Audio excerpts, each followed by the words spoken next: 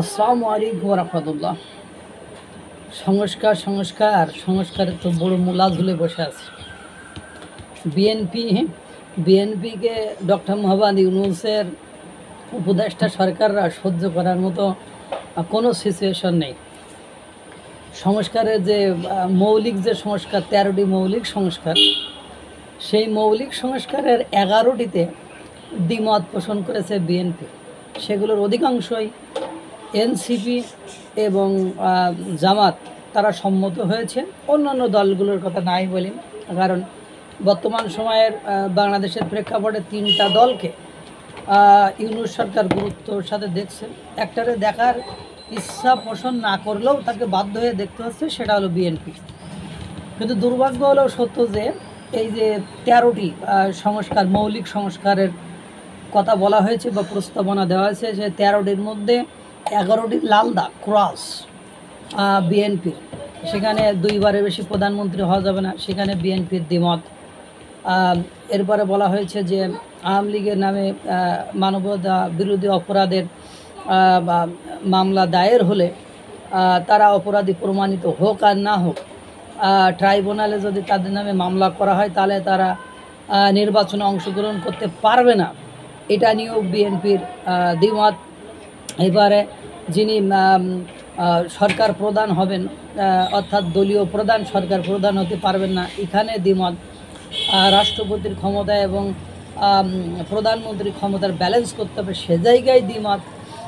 সংবিধান সংস্কারের দ্বিমত। মানে যতগুলো সংস্কারের কথা ওখানে বলা হয়েছে, সে 11টি সংস্কারের অধিকাংশ, মানে 13টি সংস্কারের ভেতরে মৌলিক সংস্কার অধিকাংশ, অর্থাৎ 11টি সংস্কারে নাম মত দিয়ে দিয়েছেন বিএনপি।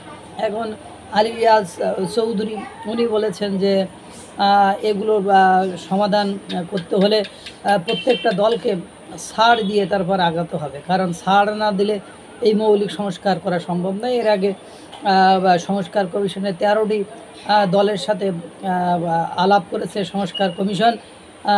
এখন তারা আবার এই মানে 11টি বিষয়ে ঐক্যমত্য পোষণ করার জন্য আবারও তাদের সাথে আলোচনায় বসবে। বিএনপির সাথে সরকারের এখন যে অবস্থান, সেখানে বসাবসিতে খুব বেশি লাভ হবে বলে আমার মনে হয় না। কারণ সরকার এমন একটা দল, এমন একটা গ্রুপ, এমন একটা প্যানেলকে গুরুত্ব দিচ্ছে যারা এই বিষয়গুলো পজিটিভলি নিচ্ছে না, এবং বিএনপিকে সবাই হেয় প্রতিপন্ন করছে। এই যে সেদিনও বিএনপি যে 3জনের পদত্যাগের দাবি ছিল, সেটা নিয়ে আন্দোলন হয়েছে আপনারা জানেন। অথচ যখন তাদের সাথে প্রধান উপদেষ্টার বৈঠক হলো, সেই বৈঠকে তাকেই, অর্থাৎ আসিফ মোহাম্মদ সজীব ভুঁইয়াকেই উপস্থিত রাখা হলো। ইশরাকের ইস্যুতে দেখেন সেই এত আন্দোলনে এত কিছু হলো, সেই কিন্তু মেয়র হতে আজও পারল না। এরপরে দেখেন নির্বাচনের রোড ম্যাপ নিয়ে বিএনপি প্রথম থেকে বলছে, নির্বাচনের রোড ম্যাপ দিল না। সেই ডক্টর মোহাম্মদ ইউনূস সেই ডিসেম্বর টু জুন, সেই জুনের মধ্যেই আছে, ও কিন্তু কোনোভাবে সেখান থেকে বের হয়নি। অর্থাৎ ডক্টর মোহাম্মদ ইউনূসের সরকার বিএনপির একটা প্রস্তাবকেও ইয়েস বলেনি, প্রত্যেকটা প্রস্তাবকে নো বলেছে, তাদেরকে অবহেলা করেছে, তাদেরকে কোনোভাবে মূল্যায়ন করেছে না। এবং সংস্কার কমিশনে তারা 11টি মৌলিক সংস্কারকে তারা না বলে দিয়েছে। সব কিছু মেলায় ডক্টর মোহাম্মদ ইউনূস যে কাজ করবে, সেই কাজের সবচেয়ে বড় অন্তরায় এবং বাধা হলো এই বিএনপি। এখন ডক্টর মোহাম্মদ ইউনূস মনে করছে, তার সংস্কার কমিশন মনে করছে। দেখা যাক খেলা কোন দিকে যায়। আল্লাহ তাআলা সকলকে ভালো রাখুন, সুস্থ রাখুন। আসসালামু আলাইকুম ওয়া রাহমাতুল্লাহ।